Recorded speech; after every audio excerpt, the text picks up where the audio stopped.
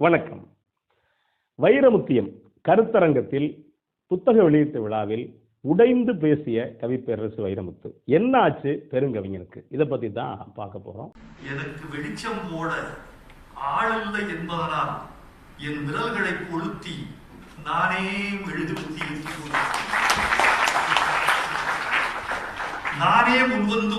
தானே முன்வந்து ஓர் இலக்கிய நிறுவனமோ ஒரு பல்கலைக்கழகமோ என் படைப்புகளை காமஞ்சப்பாது கண்டது மொழிவதற்கு மாறாய் நானே கூட்டம் கூட்டி நலம்பாடிக் கொள்வதே நடைமுறையாயிருக்கிறது. வெட்கத்தால் என் கருப்பு கண்ணம் முதலாய் சிவக்கிறது. தமிழ் சினிமாவில் அடையாளங்கள்ல ஒருத்தராக இருக்கக்கூடியவர் கவிப்பேரரசு வைரமுத்து. ஏறத்தாழ சினிமாவில் மட்டும் 7500 பாடல்களுக்கு மேலே எழுதியிருக்கார். அதை தாண்டி தனிப்பாடல்கள், அதை தாண்டி கருவாச்சி காவியம், கள்ளிக்காட்டு இதிகாசம், 3ஆம் உலகப் போர், தண்ணீர் தேசம், இந்த மாதிரியான நாவல்கள், அதையும் தாண்டி பல கட்டுரைகள், அதையும் தாண்டி பல கவிதை தொகுப்புகள், இதையும் தாண்டி சிறுகதை, இப்படி பல வகையில் பயணிக்கக்கூடியவர் கவிப்பேரரசு வைரமுத்து. சமீபத்தில் கூட ஒரு 6 மாதங்களுக்கு முன்னாடி மகா கவிதை அப்படிங்கிற ஒரு மிகச்சிறந்த நூலை வெளியிட்டார். இந்த நூல் எது குறித்து பேசுது அப்படின்னா, இங்கே இருக்கக்கூடிய பிரபஞ்சம் 5 வகை பூதங்கள், இதையும் தாண்டி விஞ்ஞான ரீதியாக எப்படி இந்த பூமி வந்துச்சு, இது குறித்து பேசக்கூடிய அந்த மகா கவிதையை வெளியிட்டாரு. அதோடைய இன்னொரு முகமா வைரமுத்தியம் அப்படிங்கிற பேர்ல கவிப்பேரரசு வைரமுத்துடைய படைப்புகள்ல பல மிகச்சிறந்த ஆய்வாளர்கள், மிகச்சிறந்த எழுத்தாளர்களுடைய கட்டுரைகள் வந்து ஏறத்தாழ 100கணக்கான கட்டுரைகள் வந்து அதுல ஏறத்தாழ ஒரு 51 கட்டுரைகள் வந்து சென்னையில் நடந்த அந்த ஏற்பாட்டு விழா, அந்த விழா லீலா பேலஸ்ல, அந்த ஏற்பாட்டு விழாவில் ஏறத்தாழ 50 கட்டுரைகள் தேர்வு செய்யப்பட்டு அதை வாசிச்சாங்க. இதை புத்தகமாகவும் வைரமுத்தியம் அப்படிங்கிற பேர்ல வெளிவந்திருக்கு. இந்த புத்தகத்தை தமிழ்நாடு முதலமைச்சர் மு.க. ஸ்டாலின் அவர்கள் வெளியிட அமைச்சர் ஜெகத் ரட்சகன் பெற்றுக்கிட்டாரு. இன்னொன்று, ஏற்கனவே வெளியிட்ட மகா கவிதை நூலை அது ஆங்கில வடிவத்தை ப. சிதம்பரம் வெளியிட மலேசியாவை சேர்ந்த டத்தோ சரவணன் பெற்றுக்கிட்டாரு. ஏறத்தாழ மிகச்சரியாக ஏற்பாடு செய்யப்பட்ட விழா. எப்படி அப்படின்னா, எத்தனை பேர் வர்றாங்களோ அவங்க எப்போ ஆரம்பிச்சாங்களோ ஆரம்பிச்சிலேருந்து முடிகிற வரைக்கும் ஒருத்தர் கூட வெளியில போகாம வெகு சிறப்பா, அதாவது கலந்துகிட்ட நண்பர்கள் எல்லாரும் என்ன சொல்றாங்க அப்படின்னா, இது ஒரு குட்டி உலகத்தமிழ் மாநாடு மாதிரி இருந்துச்சு அப்படின்னு சொல்றாங்க. அதுக்கான காரணம் என்ன அப்படின்னா, ஏறத்தாழ உலக தமிழர்கள் முழுக்க ஒன்று கூடக்கூடிய இடமா அது இருந்திருக்கு. அதையும் தாண்டி இந்த வைரமுத்தியம் தொடர்பா அந்தந்த மொழிகள்ல, குறிப்பா மலையாளத்துல ஒரு கட்டுரையை அப்படியே மலையாளத்திலே ஒருத்தர் வாசிச்சிருக்காரு. அதே மாதிரி கன்னடத்துல ஒரு கட்டுரையை ஒருத்தர் கன்னடத்திலே வாசிச்சிருக்காரு. அதே மாதிரி தெலுங்குல ஒரு கட்டுரையை ஒருத்தர் தெலுங்குலே வாசிச்சிருக்காரு. அந்த கட்டுரைகளும் புத்தக வடிவமாகும்போது அதே அந்த மொழியிலையும் அச்சாகி அதையும் தாண்டி தமிழ்லையும் அதுக்கான விளக்கமும் தமிழ்ல கொடுக்கப்பட்டிருக்கு. இன்னொன்று, நிறைமதி அப்படிங்கிற சைன பெண். அவங்க யார் அப்படின்னா, சைன தமிழ் பல்கலைக்கழகத்துடைய துறை தலைவர். அப்படிப்பட்ட நிறைமதி, அவங்க சைன பெண், தமிழ் மேல கொண்ட ஆர்வத்தால நிறைமதி அப்படின்னு மாத்திக்கிட்டாங்க. அவங்க வர முடியாதனால காணொலியில அவங்க பேசியிருக்காங்க இந்த வைரமுத்தியம் குறித்து. இது பெரிய அளவுக்கு பேசு பொருளா இருக்கக்கூடிய இந்த தொகுப்பு தான் வைரமுத்தியம் அப்படிங்கிற பேரு. இதுல முதலமைச்சர் மு.க. ஸ்டாலினுடைய உரை கொஞ்சம் வித்தியாசமா இருந்ததுன்னு வச்சுங்களேன். என்னால அந்த விழாவுக்கு போக முடியல. ஆனா போய் கலந்துக்கிட்டவங்க எல்லாருமே, ஏன்னா ஒரு ஆய்வரங்கம் அப்படின்னா உள்ள உட்கார முடியாது. பல பேர் தூங்குவாங்க, பல பேர் படுத்துருவாங்க, பல பேர் வெளியில போய் டீ குடிப்பாங்க, ஒரு சில பேர் முகத்துக்காக என்ன பண்ணுவாங்கன்னா வந்துட்டும் போய்கிட்டுமே இருப்பாங்க. இந்த ஆய்வரங்கத்தை, கருத்தரங்கத்தை பெரும்பாலும் கவனிக்க மாட்டாங்க. ஆனா இந்த கருத்தரங்கம் எப்படி இருந்தது அப்படின்னு எல்லா நண்பர்களும் சொல்றாங்க அப்படின்னா, இந்த கருத்தரங்கம் சிறப்பா ஒரு கருத்தரங்கத்துக்கான கூறுகளோட அதே நேரத்துல ஜனரஞ்சகமா இந்த கருத்தரங்கம் இருந்தது அப்படின்னு சொல்லி பல நண்பர்கள் சொல்றாங்க. அதுலயும் குறிப்பா முதலமைச்சர் மு.க. ஸ்டாலின் அவருடைய உரை கேட்டேன். அந்த உரையில் அவர் குறிப்பிட்ட சாராம்சம் என்ன அப்படின்னா, தன்னை ஒரு திராவிட கவிஞர் அப்படின்னு அறிவிச்சுக்கிட்டு அது இயங்கிட்டு இருக்காரு கவிப்பேரரசு வைரமுத்து அப்படின்னு சொல்லிட்டு அவர் பேசுறாரு. கவிஞரை பொறுத்த வரைக்கும் அவருடைய பேச்சுல என்ன அப்படின்னா, அவருடைய சாராம்சத்துல இன்னொரு வடிவம் என்ன அப்படின்னா, ஏறத்தாழ அவருடைய 18 நூல்களை முன்னாள் முதலமைச்சர் கலைஞர் வெளியிட்டு அவர் பேசியிருக்கார். அவர் இல்லாம இதுக்கு அடுத்து வந்த இப்போ வைரமுத்தியம், இதுக்கு முன்னாடி அந்த மகா கவிதையை இன்னைக்கு இருக்கக்கூடிய முதலமைச்சர் மு.க. ஸ்டாலின் வெளியிட்டு இருக்காரு.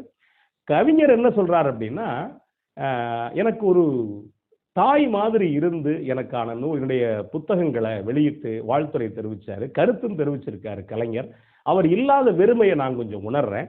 ஆனா அதையும் தாண்டி என்னுடைய சகோதரனா முதலமைச்சர் மு.க. ஸ்டாலின் இருந்து வழிநடத்துறது எனக்கு ஒரு பக்கம் மகிழ்ச்சியா இருக்கு. நான் அதுல இன்னொன்னு அந்த விழாவில் பேசியிருக்காரு. என்ன பேசியிருக்காரு அப்படின்னா, நான் ஏதோ கட்சிக்காகவோ இல்ல வேற லாபத்துக்காகவோ அவர் கூட நெருக்கமா இல்ல.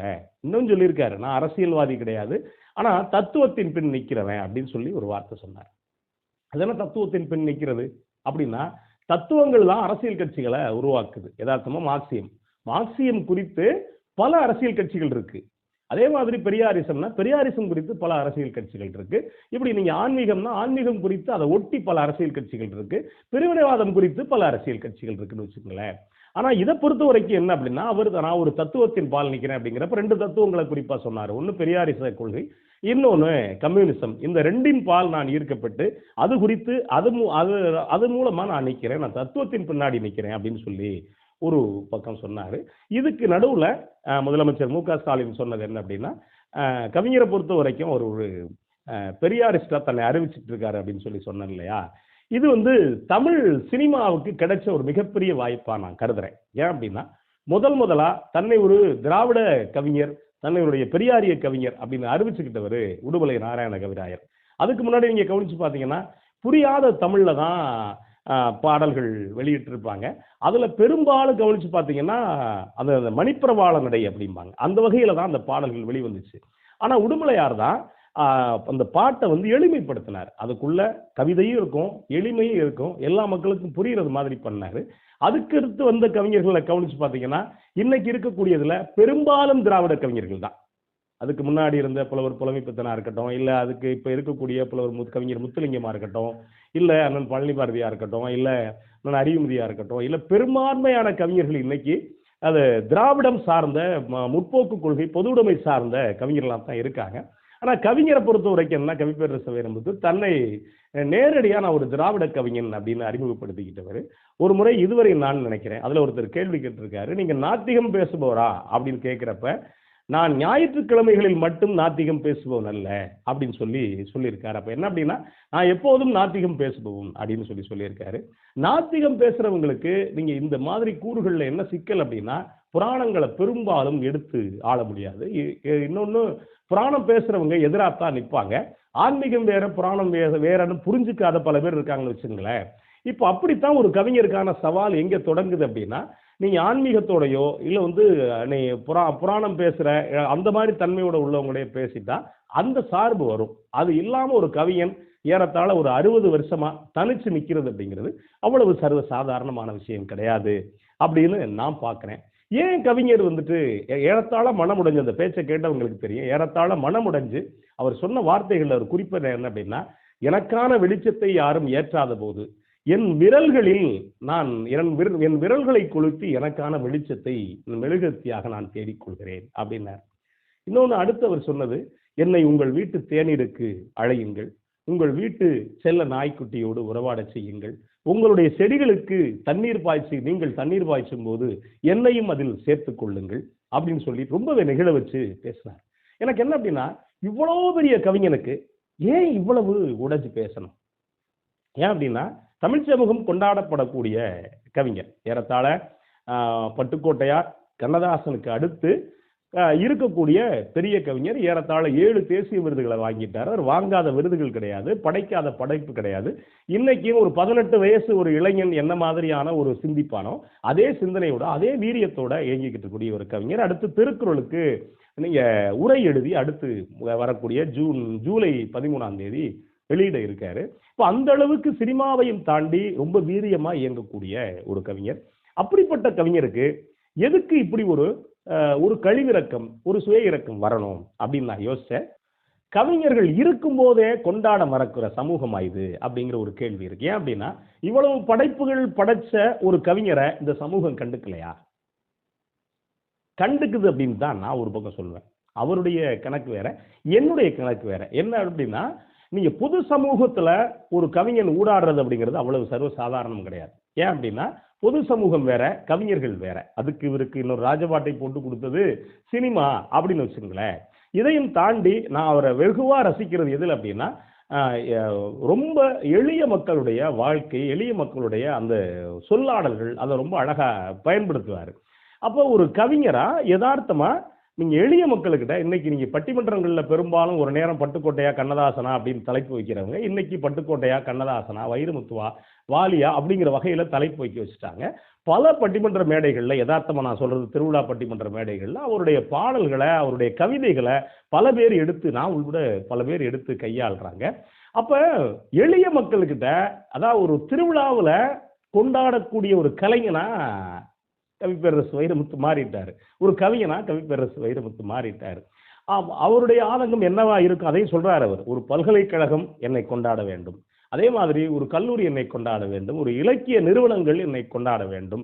அப்படி கொண்டாடாத போது நானே எனக்கு விழா எடுத்துக்கொள்கிறேன், எனக்கு சற்று வெட்கமாக இருக்கிறது அப்படின்னு கூட சொன்னார்.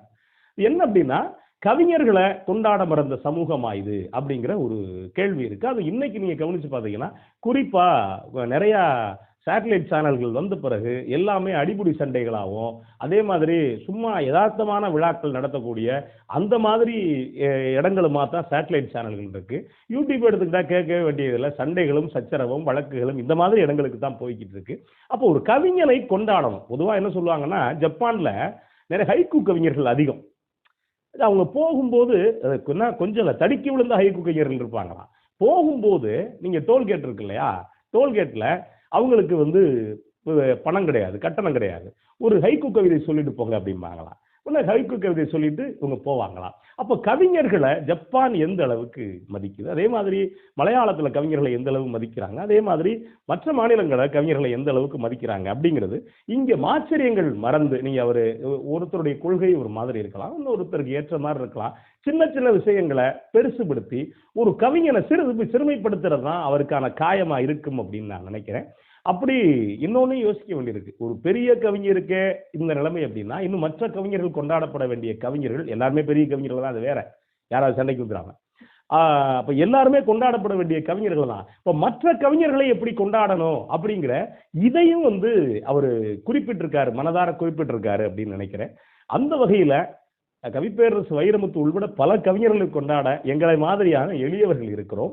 அதையும் தாண்டி இவர்களை பெரிய நிறுவனங்கள்லாம் இலக்கிய நிறுவனங்கள், பல்கலைக்கழகங்கள், கல்லூரிகள் கொண்டாட வேண்டும். அப்படி கல்லூரிகள், இலக்கிய நிறுவனங்கள், பல்கலைக்கழகங்கள் கொண்டாடுற போதுதான் அடுத்த தலைமுறைக்கு அந்த கவிஞர்களை அறிமுகப்படுத்தக்கூடிய விதமா இருக்கும். அந்த கவிஞர்களுடைய பாடல்களை இன்னும் பல பேர் எடுத்து சொல்றது மாதிரி இருக்கும். இது நடந்த முத்தாய்ப்பா ஒரு விஷயம் என்ன அப்படின்னா, ஒரு கவிஞன் ஒரு செம்மாந்த ஒரு கவிஞனா மாறுறதுக்கான கூறுகள் என்ன அப்படின்னா, இந்த கூட்டத்துல கலந்துகிட்ட விருதுநகர் மாவட்ட ஆட்சியர் ஜெயசீலன் அவர் சொன்னது அப்படின்னா எனக்கு ஏற்கனவே தெரியும், இருந்தாலும் அவர் அங்க சொன்னது, நான் படிச்சு விட்டுட்டேன், ஏன்னா படிப்பை விட்டு அவரு திரும்ப கவிப்பேரரசு வைரமுத்துடைய சிற்பியே உன்னை செதுக்குகிறேன் அப்படிங்கிற புத்தகத்தை படிச்சுட்டு அதுக்கு பிறகுதான் மறுபடியும் படிக்க ஆரம்பிச்சு இன்றைக்கு விருதுநகர்ல ஒரு மாவட்ட ஆட்சியரா இருக்காரு. வெறுமனே மாவட்ட ஆட்சியர் அப்படிங்கிற பேரையும் தாண்டி ஒரு நேர்மையான அதிகாரியா இருக்காரு. அதே விருதுநகர்ல இன்னொருத்தர் இருக்காரு, மாரிமுத்து அப்படிங்கிற தாசில்தார் இருக்காரு.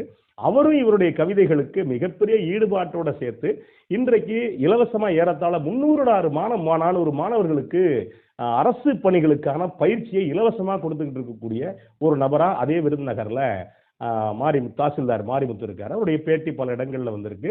அதே பகுதியில் ராஜபாளையத்துல பேராசிரியர் சிதம்பரநாதன், கல்லூரி பேராசிரியர் சிதம்பரநாதன், இவருமே 10ஆம் வகுப்போட இனிமே வேண்டாம் படிப்பு அப்படின்னு நினைச்சவர். அதுக்கு பிறகு சிற்பிய உன்னை செதுக்குகிறேன் அப்படிங்கிற இந்த புத்தகத்தை படிச்சுட்டு அதுக்கு பிறகு இன்னைக்கு பேராசிரியரா இருக்காரு. இப்ப இவங்களுடைய குறிப்பு இதுங்கெல்லாம் சொல்லாத பல பேருடைய குறிப்புகள் இருக்கும். அங்கங்க ரகசியமா இருப்பாங்க, சொல்ல தயங்குவாங்க, இப்படி பல பேர் இருப்பாங்க. நான் ஏற்கனவே என்னுடைய இன்னொரு காணொலியில குறிப்பிட்டிருக்கேன். அவருடைய ஒரு பாட்டு கேட்டுட்டு ஒரு பெண் தான் குழந்தைங்களோட தற்கொலை செஞ்சுக்க போன ஒரு அம்மா இனிமே வேண்டாம், இதுக்கு பிறகு நம்ம தற்கொலை பண்ணிக்க வேண்டாம்னு சொல்லிட்டு பிள்ளைங்களை கூட்டு வந்து 10 பாத்திரம் தேய்ச்சி 2 பிள்ளைகளை, ஒரு பையனை வந்து ராணுவத்துக்கு அனுப்பி இன்னொரு பையனை ஒரு பெரிய மளிகை கடை வச்சு அந்த தாய் வந்து ஒரு பாட்டால தன்னை வந்து தன்னையும் தன் குடும்பத்தையும் ஒரு பாட்டு வாழ வச்சுச்சு அப்படின்னு சொல்ற அளவுக்கு அவருடைய பாட்டு. என்ன பாட்டு அப்படின்னா, கந்தனிலே முத்துச்சரம் காப்பாற்றி கட்டி வைத்தேன் நானே பாசம் தானே அப்படிங்கிற ஒரு வரி வரும். பிள்ளை நிலா 2 வெள்ளை நிலா அப்படிங்கிற நீங்கள் கேட்டவை பாட்டு. அப்போ ஒரு கவிஞர் ஒரு குறிப்பிட்ட பேருக்கு ஆதர்சமா, ஒரு குறிப்பிட்ட பேருக்கு எடுத்துக்காட்டா, ஒரு குறிப்பிட்ட பேருக்கு வழிநடத்தக்கூடியவரா இருக்கக்கூடிய கவிஞர் தான் ஆகச்சிறந்த கவிஞர். அப்படிப்பட்ட கவிப்பேரரசு வைரமுத்து உடைந்து நெகிழ வேண்டியதில்லை, எங்களை போன்ற பல பேர் இருக்கிறோம் என்று சொல்லி முடிக்கிறேன். நன்றி, வணக்கம்.